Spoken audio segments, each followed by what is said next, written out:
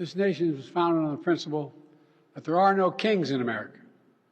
Each of us is equal before the law. No one is above the law, not even the President of the United States.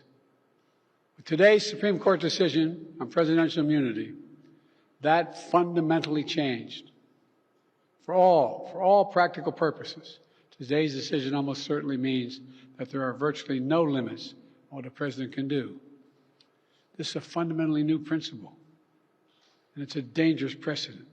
Nearly 4 years ago, my predecessor sent a violent mob to the U.S. Capitol to stop the peaceful transfer of power. We all saw it with our own eyes.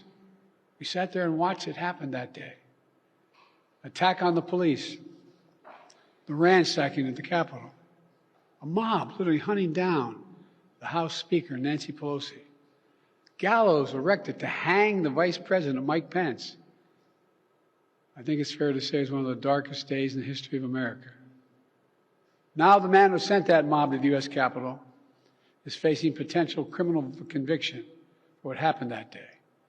And the American people deserve to have an answer in the courts before the upcoming election.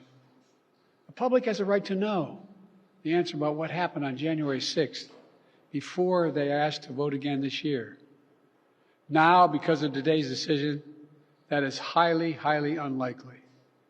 It's a terrible disservice to the people of this nation. I know I will respect the limits of the presidential powers I have for 3.5 years. But any president, including Donald Trump, will now be free to ignore the law.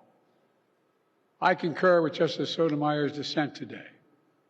Here's what she said. She said, in every use of official power, the president is now a king above the law. With fear for our democracy, I dissent. End of quote. So should the American people dissent. I dissent. Today's Supreme Court decision on presidential immunity, that fundamentally changed. For all practical purposes, today's decision almost certainly means that there are virtually no limits on what a president can do.